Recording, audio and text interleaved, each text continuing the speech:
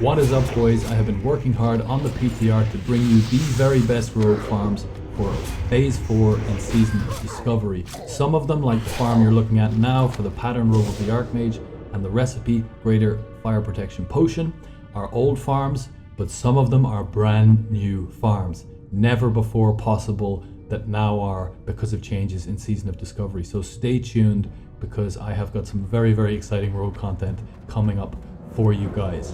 So let's get into this absolute money maker for the start of Phase 4. The Fire Protection Potion drops from the Invokers and the Pyromancers at a 2% drop chance, but because there's multiple mobs in the dungeon each time, you're not going to have to do too many runs before you pick one of these up. The Archmage says on Wowhead that it's a 17% drop, but that's just from the Pyromancers. The great thing about this farm, of course, is that it's instant, so there's no competition. You can do it solo, and the runs are going to take you 12 minutes or more, so you can do this on repeat all day, every day if you want to, and make yourself some really, really good gold. For talents, you're going to want Blade Flurry and Adrenaline Rush. You're going to want the talent that decreases the cooldown of your Evasion, your Blind, and your Vanish by 1.5 minutes. One of those is in the combat tree, the other one is in the subtlety tree.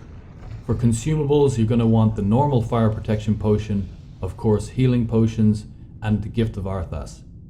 The mobs are going to put a debuff on you called Curse of the Firebrand and another one called Mark of Flames. One does fire damage to you, massive amounts, every minute. The other one increases fire damage taken by 1,000. So you're usually going to be able to kill the Pyromancer and vanish and then start eating food before one of them ticks off. But you're still going to want to have those Fire Protection Potions because they are going to save your life at some stage as you're learning the farm. So make your way over into this corner. We're going to be pulling the 2-pack first. Creep down, cheap shot, pull them back up the ramp a little bit and burn them both down.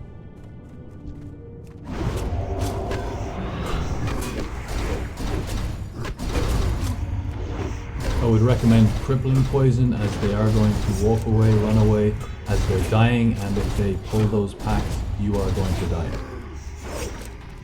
Gear wise, I'm using blue daggers that are very easy to get at 60. I am using the Shadowcraft and some of the pieces are Dark Mantle. You won't have access to this straight away, but you can definitely do this farm in lesser gear. It's going to be a little bit tougher, but if you have your Fire Protection Potions, Healing Potions, Gift of Arthas, some Thistle Tea, you're going to be fine. You are going to be able to do this, no problem.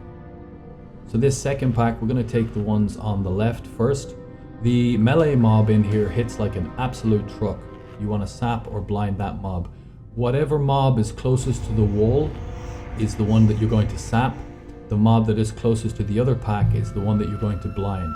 Unless the mob is the Pyromancer. Remember, we're trying to kill the Pyromancers here and the Invokers. So you're going to want to creep up, stay close to the wall. You're going to sap one, blind the other, run back into the corner, and burn down that Pyromancer. The Pyromancer drops the Archmage and the Fire Protection Potion. The Invoker can drop the Fire Protection Potion. Just focus on the Pyromancer. If you're in a position where you're trying to kill both of them, you can easily wipe.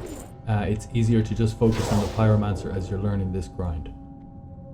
We vanish up into the corner and we wait for our cooldowns to reset. I would recommend getting dual specking into this farm, and in dual spec going into subtlety to get preparation so that you can instantly reset your cooldowns and go at it again.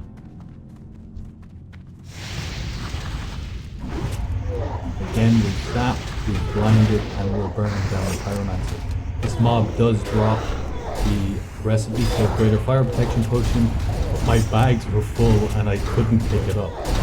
So you'll see, even though I have Flask of the Titans on here, look at my health. If I didn't have the flask on, I still wouldn't have low health here. I would have been able to pick that up and vanish, and I would have been up a lot of gold.